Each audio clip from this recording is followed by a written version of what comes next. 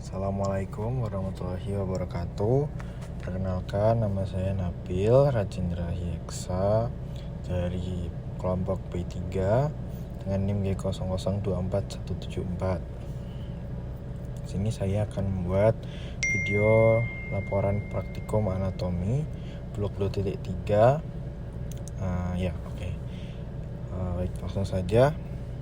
Untuk soalnya, yang pertama, jelaskan struktur pembentuk sirkulus wilis mulai dari bagian anterior hingga posterior, sebutkan juga fungsinya dalam menjaga perfusi cerebral saat terjadi sumbatan salah satu arteri besar. Yang kedua, sebutkan dan jelaskan perbedaan antara tractus corticospinalis dan tractus spinothalmicus. Yang ketiga, sebutkan pembagian trunkus cerebri. Minimal 2 struktur penting dari mesencephalon, pons, dan medulla oblongata. Yang keempat, jelaskan asal-usul nukleus dan fungsi dari 3 nervus cranialis motorik murni. Yang kelima, jelaskan lokasi dan fungsi dari area Brodmann. Yang keenam, mengapa oklusi pada arteri cerebri medial lebih sering menyebabkan kelumpuhan pada wajah dan lengan dibandingkan tungkai. Yang ketujuh, jelaskan mekanisme kompensasi vaskular yang terjadi jika terdapat oklusi pada arteri karotis interna kiri. Oke, baik, langsung saja ke soal yang pertama, yaitu jelaskan struktur pembentuk sirkulus wilis. Nah, jadi sirkulus wilis ini adalah suatu rangkaian arteri untuk yang memvaskularisasi otak kita. Jadi pada sirkulus wilis ini disusun oleh beberapa arteri, mulai dari yang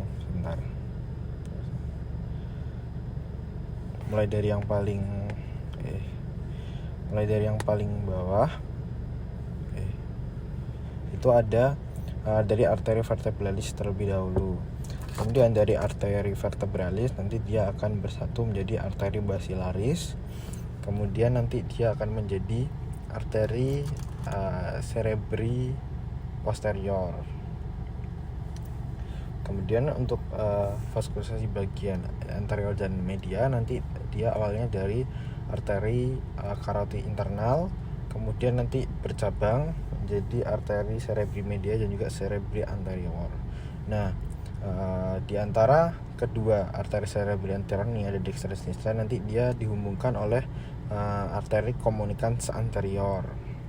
Kemudian untuk pada bagian posteriornya nanti ada namanya arteri communicans posterior untuk menghubungkan arteri cerebri media dan juga arteri cerebri posterior.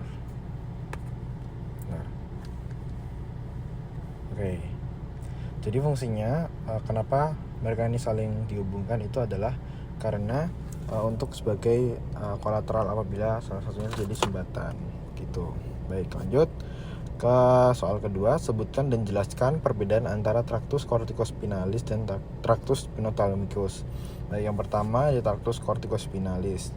Dan ini fungsinya untuk mengantarkan impuls motorik sadar dari korteks otot ke otot rangka untuk gerakan halus. Jadi gerakan halus itu misalnya kita gerakan tangan kayak gini, set. Nah, itu namanya gerakan halus. Tapi kalau misalkan untuk megang, misalnya menulis, itu tidak halus.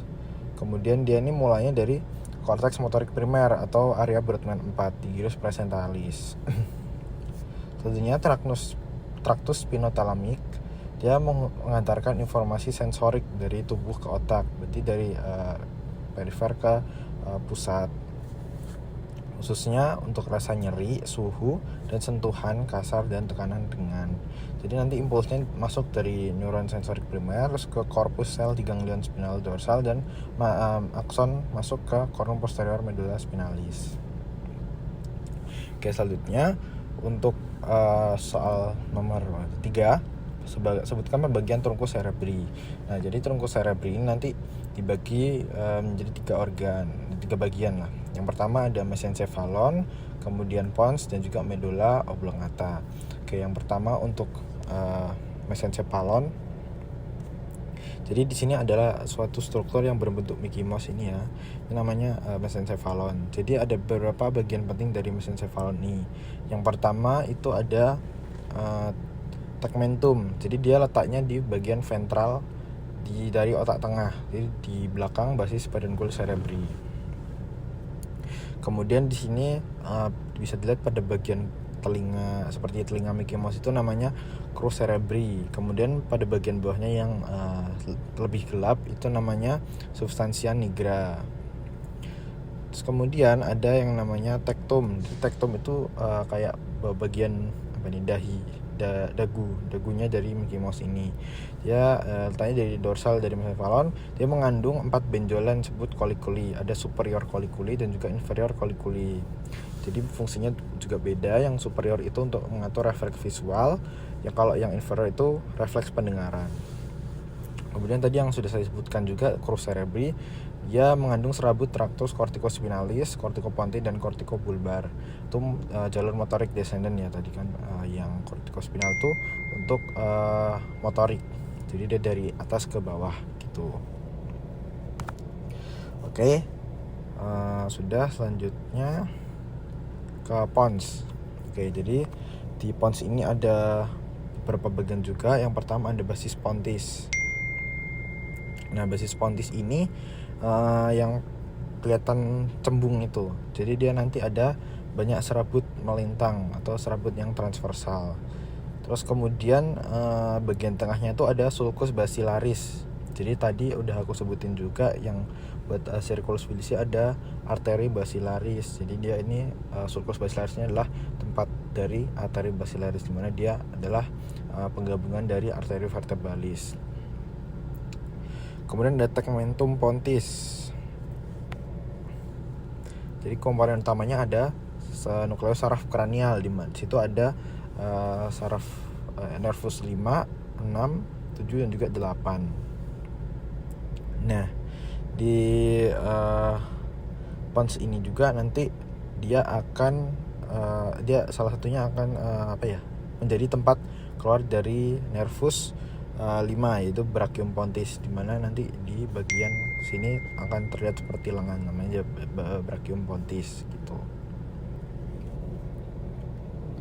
Oke. Selanjutnya adalah medulla oblongata. Jadi di medulla oblongata ini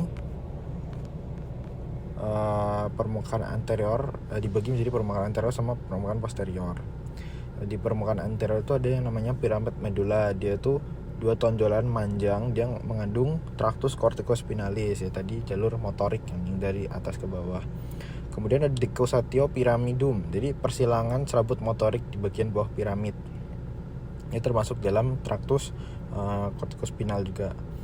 Jadi ini salah satu penyebab kenapa kok otak bagian kanan itu mengontrol sisi kiri dan bagian otak yang kiri itu mengontrol sisi kanan gitu.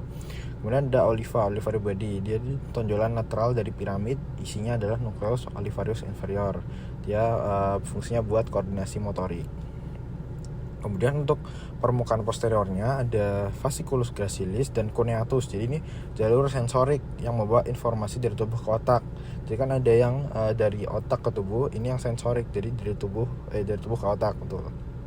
Kemudian ada tuberculum gracil dan cuneatum. Jadi tonjolan di atas kedua fasciculus, tempat sinaps dari jalur sensorik menuju ke talamus.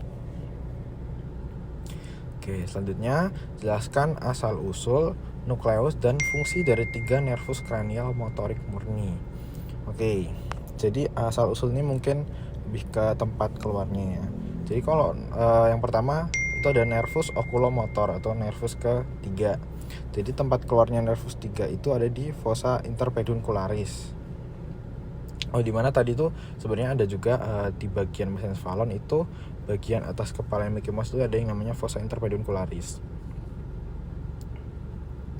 Kemudian fungsinya dia untuk menginervasi sebagian besar otot ekstrinsik bola mata, namanya oculomotor kan, pergerakan dari oculus. Jadi ada musculus rectus superior, musculus rectus inferior, musculus rectus medialis, musculus obliquus inferior, dan musculus levator palpebrae superior. Oke, yang kedua ada nervus trochlear, di mana nervus trochlear ini keluarnya dari caudal colliculus inferior. Dan juga disebutin bagian mesencephalon ada yang namanya colliculus inferior. Nah, jadi nervus trochlear ini keluarnya di bagian caudalnya, di bagian bawahnya colliculus inferior. Nah, fungsinya buat apa? Fungsinya buat menginervasi musculus obliquus superior. Jadi menggerakkan bola mata juga dia ke bawah dan ke lateral. Selanjutnya ada nervus abducens atau nervus 6. Jadi dia ini keluarnya dari sulcus bulbopontinus. Jadi tadi itu pada bagian pons ya. Terus bulbopontinus ada suatu sulcus kayak cekungan gitu. Jadi dia tempat keluarnya dari nervus abducens atau nervus 5. Dia fungsinya buat menginervasi musculus rectus lateralis sama menggerakkan yaitu dia menggerakkan bola mata ke arah lateral atau namanya abduksi, namanya nervus abducens ya, abduksi.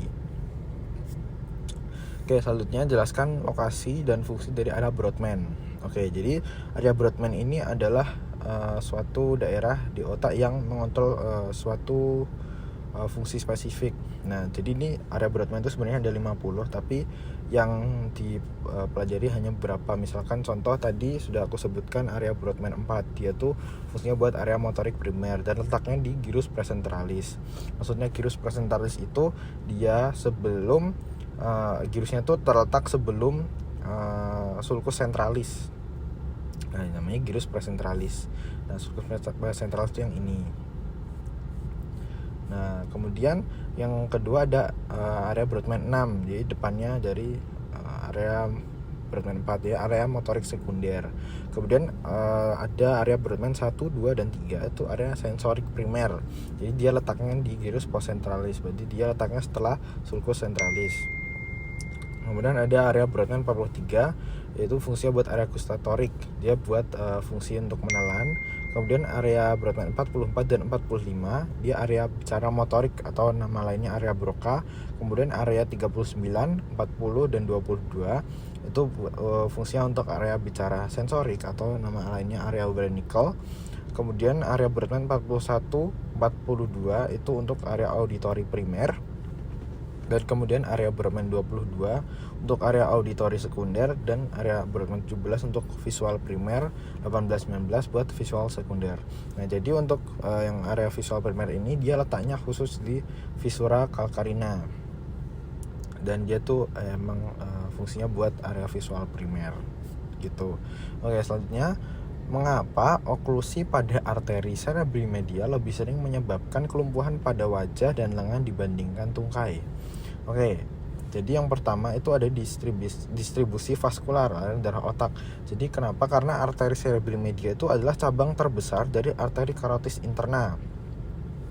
Dan dia tuh memvaskularisasi bagian lateral hemisfer otak. Contohnya di lobus frontal lateral, di lobus parietal lateral, sama lobus temporal. Jadi area ini tuh yang tadi aku sebutin tuh mencakup korteks motorik dan sensorik bagian lateral. Dia mengatur gerakan dan sensasi wajah dan lengan. Oleh karena itu dia kalau misalkan ada oklusi, dia menyebabkan kelumpuhan pada wajah. Yang kedua ada faktor homunculus motorik atau somatotopik. Homunculus motorik ini representasi tubuh manusia pada korteks motorik primer tadi di area Brodmann 4. Nah, wajah dan lengan itu direpresentasikan di bagian lateral korteks, sementara tungkai dan kaki direpresentasikan di bagian medialnya. Jadi dua faktor itu yang menyebabkan kenapa kok oklusi pada arteri cerebri media itu lebih sering menyebabkan kelumpuhan pada wajah dan lengan dibandingkan sama tungkai. Gitu. Karena yang pertama ada distribusi vaskularnya tadi lebih banyak mengvaskulisasi bagian-bagian yang merepresentasikan wajah dan lengan. Ya, selanjutnya jelaskan mekanisme kompensasi vaskular yang terjadi jika terdapat oklusi pada arteri karotis interna kiri.